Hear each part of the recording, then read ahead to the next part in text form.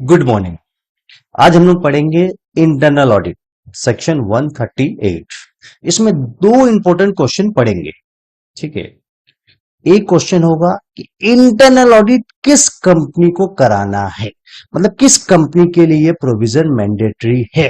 ठीक है, दूसरा है इंटरनल ऑडिट करेगा कौन। ठीक है, तो दो इंपॉर्टेंट क्वेश्चन बनते हैं इससे। ठीक है, और ये बहुत इंपॉर्टेंट एकदम वीवीआई क्वेश्चन है, याद रखिए एग्जाम का बहुत प्यारा क्वेश्चन है, आता ही आता है। ठीक है, डायरेक्टली स्टार्ट कर रहे हैं। इंटरनल ऑडिट सबसे पहले पढ़ेंगे कि किस किस कंपनी को इंटरनल ऑडिट कराना पड़ेगा, मैंडेटरी है किस कंपनी के लिए। ठीक है, सबसे पहले देखिए लिखा हुआ एवरी लिस्टेड कंपनी, हर लिस्टेड कंपनी को इंटरनल ऑडिट कराना पड़ेगा। लिस्टेड कंपनी आया, आपको कुछ चेक नहीं करना है, लिस्टेड कंपनी है बस वो इनफ है, उसका कुछ भी चेक नहीं करना है, याद रखिएगा। दूसरा, ध्यान से सुनिएगा, बोलता है एवरी अनलिस्टेड पब्लिक कंपनी, मतलब जो लिस्टेड नहीं है। अनलिस्टेड पब्लिक कंपनी के लिए क्या कंडीशन है, देखिए चार कंडीशन है, उसमें से एक भी कंडीशन सेटिस्फाइड हो जाएगा तो उस अनलिस्टेड पब्लिक कंपनी को इंटरनल ऑडिट कराना पड़ेगा। ठीक है, तो अनलिस्टेड पब्लिक कंपनी के लिए मैंने एक छोटा सा टेबल बनाया, उस टेबल को देखिए। 25, 50, 100 एंड 200, ये चार फिगर आपको याद रखना है। ठीक है, 25, 25 का डबल 50, 50 का डबल 100, 100 का डबल 200।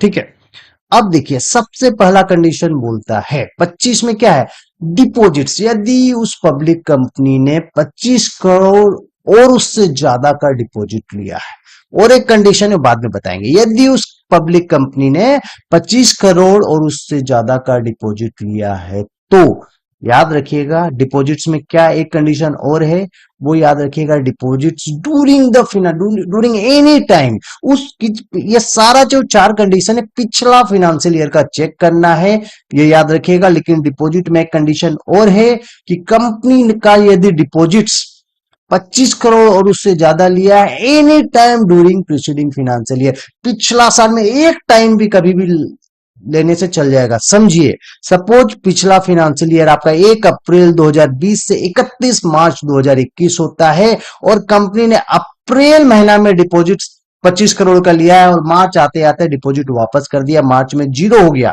तो भी उस कंपनी पे इंटरनल ऑडिट का प्रोविजन एप्लीकेबल हो जाएगा, क्योंकि डिपॉजिट्स के लिए लिखा है any time during the preceding financial year. ये वर्ड देखिएगा, एनी टाइम है, याद रखिएगा। ठीक है, अब देखिए डी डिपॉजिट्स, 25 डिपॉजिट्स का चेक करना है 50। अब देखिए अनलिस्टेड पब्लिक कंपनी का बोलता है यदि पेड अप कैपिटल उस अनलिस्टेड पब्लिक कंपनी का 50 करोड़ और उससे ज्यादा है, 50 सीआर और मोर ड्यूरिंग प्रीसीडिंग फाइनेंशियल ईयर, यानी कि चारों कंडीशन प्रीसीडिंग फाइनेंशियल ईयर का ही चेक करना है। पेड अप कैपिटल में सिर्फ एक कंडीशन है कि पिछला साल उसका पेड अप कैपिटल 50 करोड़ और उससे ज्यादा होना चाहिए, उस पर इंटरनल ऑडिट एप्लीकेबल हो जाएगा। दूसरा डिपॉजिट्स का हम बताएं, इसमें दो कंडीशन है, पिछला साल का चेक नहीं करना है, याद रखिएगा any time during the preceding year, any time हो जाएगा 25 करोड़ और उससे ज्यादा, तब भी उस पर डिपॉजिट, तब भी इंटरनल ऑडिट का प्रोविजन एप्लीकेबल हो जाएगा। तीसरा बोलता है देखिए 100 में बोलता है यदि आउटस्टैंडिंग लोन और बोरिंग, यदि कंपनी का आउटस्टैंडिंग लोन और बोरिंग फ्रॉम बैंक और फाइनेंशियल इंस्टीट्यूशन से लोन बोरो किया, यदि बैंक से 100 करोड़ का लोन बोरो किया है, एक्सीडिंग है, याद रखिएगा यहां नॉट 100 करोड़, एक्सीडिंग 100 करोड़ लिखा हुआ है, याद रखिए।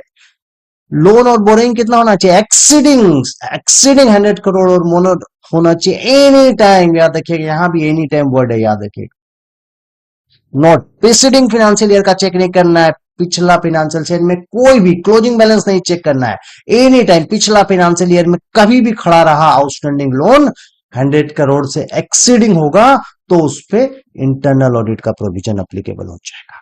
और चौथा बोलता है टर्नओवर, टर्नओवर सिर्फ पिछला फाइनेंशियल ईयर का क्लोजिंग का चेक करना। देखिए चार कंडीशन है, 25, 50, 100 और 200। 25 जो डिपॉजिट है पिछला फाइनेंशियल ईयर में कभी भी खड़ा रहा तो एप्लीकेबल हो जाएगा इंटरनल ऑडिट का प्रोविजन। 50 के लिए बोलता है पिछला फाइनेंशियल ईयर का क्लोजिंग बैलेंस होना चाहिए, प्रीसीडिंग फाइनेंशियल ईयर का क्लोजिंग बैलेंस होना चाहिए 50। 100 के लिए बोलता है एनी टाइम पिछला फाइनेंशियल ईयर में कभी भी रहा तो हो जाएगा। 200 के लिए प्रीसीडिंग फाइनेंशियल ईयर का क्लोजिंग बैलेंस होना चाहिए। ये चार कंडीशन में एक भी कंडीशन सेटिस्फाइड होगा तो उस कंपनी पे इंटरनल ऑडिट का प्रोविजन एप्लीकेबल हो जाएगा। अब सर ये जो आपने कहा डिपॉजिट्स, देखिए यहाँ 25 क्या है डिपॉजिट्स है, 50 क्या है पेड अप कैपिटल है, 100 क्या है बोरोइंग है और 200 क्या है टर्नओवर। तो ये डीपीबीटी याद कैसे रहे, याद रखिएगा डीपी होता है ना आपका जो व्हाट्सएप में लगाते हैं, डीपी जो होता है ना, मेरा डीपी बहुत तगड़ा है, ये चार्ट तो याद रखिएगा डीपी बहुत तगड़ा है। ये चार चीज से आपको याद आ जाएगा कि डीप डिपॉजिट्स में कितना लिखना है, पेड अप में कितना लिखना है, बोरोइंग में कितना लिखना है और टर्नओवर में कितना लिखना है, याद रखिए। अब देखिए प्राइवेट लिमिटेड कंपनी के लिए क्या कंडीशन है, सिर्फ दो कंडीशन है। एक टर्नओवर, याद रखिएगा टर्नओवर 200 करोड़ और more, preceding financial year closing balance check कीजिएगा, याद रखिएगा। और आउटस्टैंडिंग के लिए एनी टाइम जो लोन बोरोइंग कभी भी पिछला फाइनेंशियल ईयर में एक्सीडिंग 100 करोड़ और मोर होगा तो उस कंपनी पे इंटरनल ऑडिट का प्रोविजन अप्लीकेबल हो जाएगा। अब सर समझेंगे कि इंटरनल ऑडिट करता कौन है, ठीक है। देखिए who conduct internal audit, internal audit करेगा कौन, ठीक है। पिछले वाला समझ गया, अब इंटरनल ऑडिट करेगा कौन, याद रखिएगा पिछले वाला में जो कंडीशन, एक भी कंडीशन सेटिस्फाइड होने से उस पर एप्लीकेबल हो जाएगा। जो आपकी पब्लिक कंपनी की 4 कंडीशन है और प्राइवेट कंपनी की 2 कंडीशन है, उसमें से एक भी सेटिस्फाइड होना चाहिए। अब देखिए इंटरनल ऑडिट करता कौन है, सर चार्टर्ड अकाउंटेंट कर सकता है, कॉस्ट अकाउंटेंट कर सकता है और कंपनी का बोर्ड किसी भी प्रोफेशनल से करवा सकता है। Such other professional decided by the board. तो समझ में आ गया sir, internal audit chartered accountant कर सकता है, कॉस्ट अकाउंटेंट कर सकता है, सर कंपनी सेक्रेटरी कर सकता है। हाँ, यदि कंपनी का बोर्ड डिसाइड करेगा कि कंपनी सेक्रेटरी करेगा तो कंपनी सेक्रेटरी भी कर सकता है। याद रखिएगा इंटरनल ऑडिटर कंपनी का एम्प्लॉय भी हो सकता है, नहीं भी हो सकता है, इसलिए नोट स्पेसिफिक नोट में मैंने लिखा है इंटरनल ऑडिटर में और may not be the employee of the company. और एक तो चीज याद रखिएगा, इंटरनल ऑडिट के लिए कोई स्पेसिफिक फॉर्म नहीं है, जैसे कॉस्ट ऑडिट के लिए सीआरए फॉर्म है, सेक्रेटरियल ऑडिट के लिए एमआर फॉर्म है, इंटरनल ऑडिट के लिए कोई स्पेसिफिक फॉर्म नहीं है, ठीक है।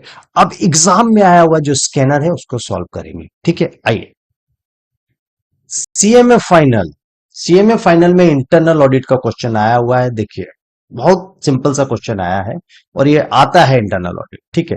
बोलता है प्राइवेट लिमिटेड कंपनी, क्वेश्चन को पढ़िए अच्छा से, ठीक है। बोलता है प्राइवेट लिमिटेड कंपनी है जो मैन्युफैक्चरिंग करती है, ठीक है, और उसका टर्नओवर दिया है 210 करोड़। प्राइवेट लिमिटेड कंपनी का पिछला साल का टर्नओवर दिया है 210 करोड़ और लोन दिया है पिछला साल का 90 crore during the preceding financial year. मेरे पास इतना ही डाटा अवेलेबल, ठीक है। एजम्पशन कुछ नहीं करना, प्राइवेट कंपनी है जिसका टर्नओवर दिया है 210 करोड़ पिछला साल का और लोन दिया है 90 करोड़। तो प्राइवेट कंपनी आते ही मेरे दिमाग में दो कंडीशंस घूमती है, 100 और 200। 200 में क्या बोलता है, यदि किसी प्राइवेट कंपनी का टर्नओवर 200 करोड़ और उससे ज्यादा है या आउटस्टैंडिंग लोन जो 100 करोड़ और मोर फ्रॉम बैंक और फाइनेंशियल इंस्टीट्यूशंस कितना होना चाहिए, एनी टाइम, याद रखिएगा at any time during preceding financial year. तो यहां पर देख रहे टर्नओवर 210 करोड़ है, मतलब 200 करोड़ से ज्यादा है टर्नओवर, उसके बेसिस में इस कंपनी पे इंटरनल ऑडिट एप्लीकेबल हो जाएगा। बस इतना ही लिखना है, आगे पूरा प्रोविजन लिख दीजिएगा सेक्शन 138 का कि लिस्टेड कंपनी पे एप्लीकेबल है, अनलिस्टेड पब्लिक कंपनी रहा तो ये 4 कंडीशन सेटिस्फाइड होगा तो एप्लीकेबल होगा, और प्राइवेट कंपनी होने से ये 2 कंडीशन सेटिस्फाइड होने से एप्लीकेबल होगा। उसके बाद लिखिएगा हाँ यस, यहाँ 200 करोड़ से ज्यादा टर्नओवर है इसीलिए उस प्राइवेट कंपनी पे इंटरनल ऑडिट का प्रोविजन एप्लीकेबल होगा। Thank you.